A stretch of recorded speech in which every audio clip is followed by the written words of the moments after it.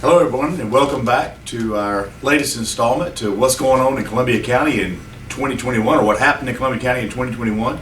I'm Scott Johnson, your county manager, here with Kyle Titus. Kyle is our Director of Engineering Services and our county engineer. Welcome, Kyle. Thanks for being with us. Appreciate you having me. Absolutely, and we're going to be talking about a hot topic in Columbia County. Kyle kind of oversees all the things that have to do with traffic, among other things, obviously, but that's certainly of interest to folks. And Kyle, tell us a little bit about really your division as a whole, what all you oversee first, and then we'll talk about some of your big projects in 21. Sure. So in the Engineering Services Division, we oversee roads and bridges operations, traffic engineering operations, stormwater operations, stormwater compliance, road construction, pre-construction, utility permitting, and the oversight of the landfills.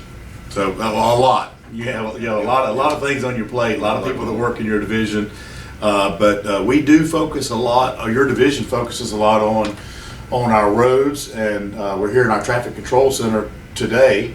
But tell us a little bit about what's kind of happened with traffic in 2021, and maybe some of the big accomplishments that we've been able to get through. Sure. So some of the big projects we have going on right now are the Ferry road widening project. If you've been down the Ferry corridor between Evanston Locks and the state line of the river, you'll notice a lot of construction activity going on right now. Also, we have the Lewiston road widening project from Columbia Road to the interstate. They're getting ready to actually shift traffic in the coming weeks on Lewiston Road. So there's two big TIA projects we're working on right now. We also have a lot of ancillary projects in the works as well. We just completed some intersection improvement work at Hereford Farm Road at Blanchard. Yeah, that was a good one. Just installed a green T there. We also just completed a little bit of widening at William Few Parkway at Chamberlain to get some immediate relief to that traffic coming off of Lewiston Road onto Chamberlain to kind of clear up that corridor a little bit.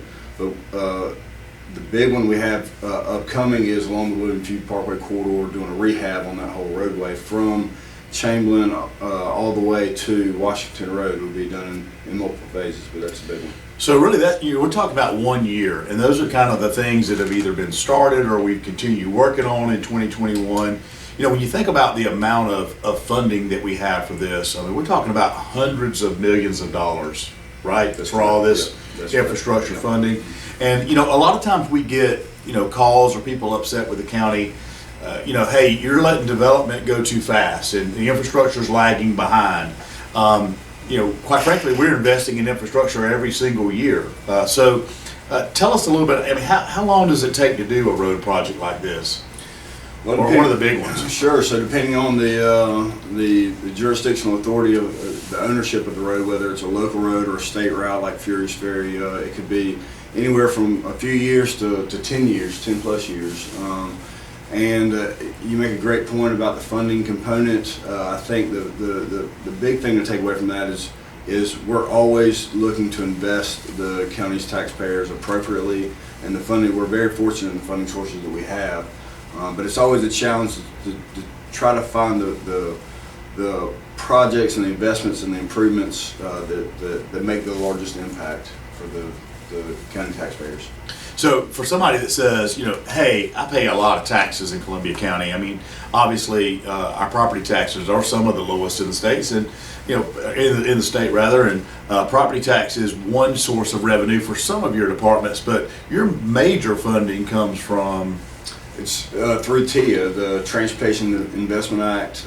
T-SPLOST is the major funding for the roadway improvement project. So everybody that buys something in the store, a part of that sale is going to go towards transportation.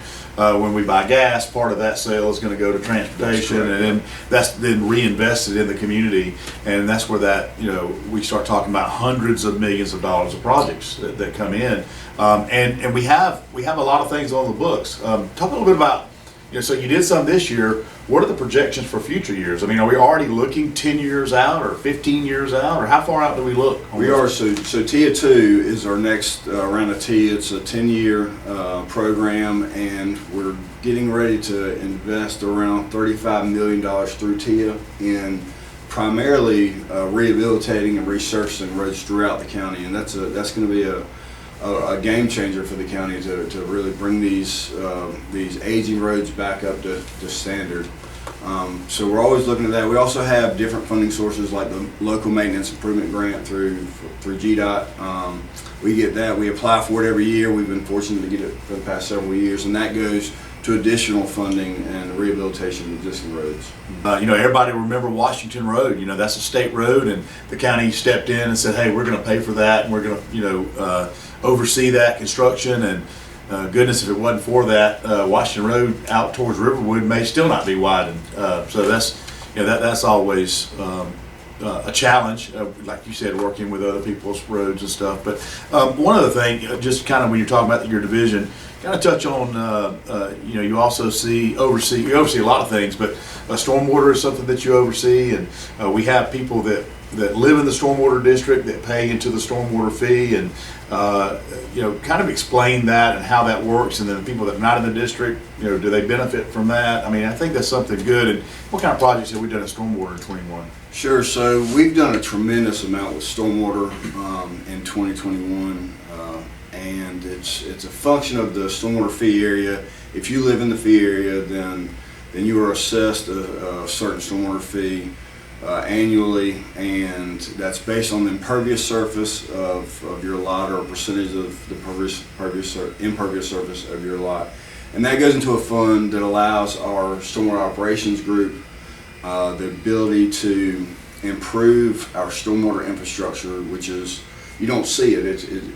You see the stormwater traps on the ground, but you don't see the miles and miles of pipe and pipe networks and conveyance systems that are under the ground. And these are pipe systems that may run 1,000 feet, and it costs $35 per foot just for the stick of pipe. That's not the labor to install it. That's not the backfill material that you have to haul in. It's a lot of effort and resources go into improving this network, and by making those forward steps in the stormwater, it improves the overall response of the county whenever we do have these flash floods or significant rain events.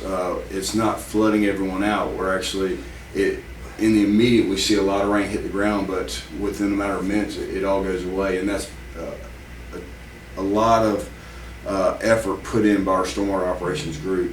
In addition, we have a stormwater compliance group that's also partially funded through the fee, and they go. Their primary purpose is to protect our environment through ensuring that we don't have any point discharges or pollutants, minimizing and monitoring any impacts to our environment through construction activities, pollution, spills, stuff like that. So there's a lot that fee pays for, and I know we don't see it every day, but we do see it every day. We just don't notice it every day, and the impact it has on quality of life in Columbia County.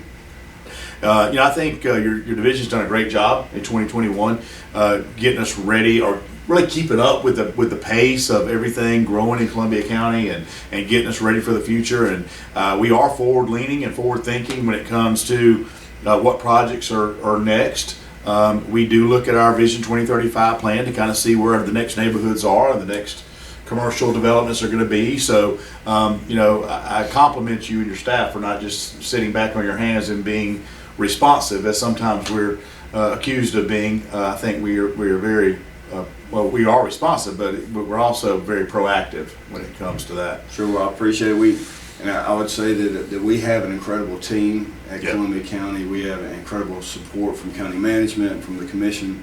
We're very fortunate to live in Columbia County, and we appreciate the opportunity to serve. Well, thank you. Anything else about anything in 2021 or anything coming up? No, again, if you have any questions or comments or thoughts, anything that we can take a look at, we're happy to sit down and explain different situations with you, and we're happy to hear your ideas and try to incorporate that into the future things that we were working on. But we have a lot coming up in 2022, and we're looking forward to it. Well, that's great. Well, Kyle, thank you so much for what you do. Please thank your staff for what you do, and thanks everybody for joining us for this segment of what's happening in Columbia County, or what happened in Columbia County in 2021, and look forward to seeing you on our future episodes. Take care.